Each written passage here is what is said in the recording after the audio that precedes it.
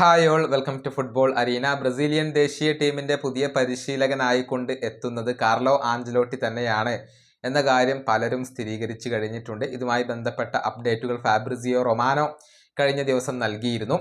ഇത്തവണത്തെ ലാലിഗ അവസാനിച്ച ഉടൻ തന്നെ റയലിന്റെ പരിശീലക സ്ഥാനത്ത് നിന്നും കാർലോ ആഞ്ചലോട്ടി പടിയിറങ്ങും. എന്നിട്ട് ബ്രസീലിന്റെ പരിശീലകനായിക്കൊണ്ട് അദ്ദേഹം ചുമതലയേൽക്കും. ജൂണിലെ മത്സരങ്ങളിൽ അദ്ദേഹം ബ്രസീലിനെ പരിശീലിപ്പിക്കാൻ ഉണ്ടാകുമോ എന്നതാണ് ആരാധകർ ഉറ്റുനോക്കുന്ന ഒരു കാര്യം. ഏതായാലും CBF 10 മില്യൺ യൂറോയാണ് താരത്തിന് സാലറി ആയിക്കൊണ്ട് വാഗ്ദാനം ചെയ്തിട്ടുള്ളത്. അതായത് ഫുട്ബോൾ ലോകത്ത് ഏറ്റവും കൂടുതൽ സാലറി ലഭിക്കുന്ന പരിശീലകരിൽ ഒരാൾ അത് കാർലോ ആഞ്ചലോട്ടി തന്നെയായിരിക്കും. എന്നാൽ ഈ 10 മില്യൺ യൂറോക്ക് പുറമെ ചില ബോണസുകൾ കൂടി CBF അദ്ദേഹത്തിന് വാഗ്ദാനം ചെയ്തിട്ടുണ്ട് എന്ന വാർത്തയാണ് ഇപ്പോൾ പുറത്തേക്ക് വന്നിട്ടുള്ളത്.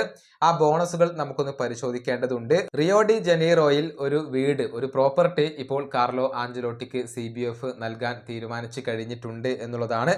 അദ്ദേഹത്തിന്റെ കോൺട്രാക്ട് അവസാനിക്കുന്നത് വരെ അദ്ദേഹത്തിന് അവിടെ ആ ഒരു പ്രോപ്പർട്ടി ലഭ്യമായിരിക്കും.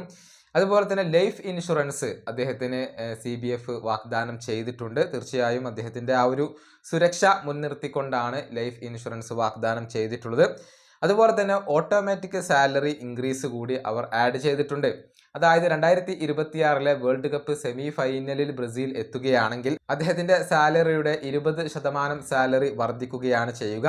ഓട്ടോമാറ്റിക് ആയിക്കൊണ്ട് വർദ്ധിക്കും. ഇത്രയും വിവരങ്ങളാണ് ഇപ്പോൾ ഇതുമായി ബന്ധപ്പെട്ടുകൊണ്ട് പുറത്തേക്ക് വന്നിട്ടുള്ളത്.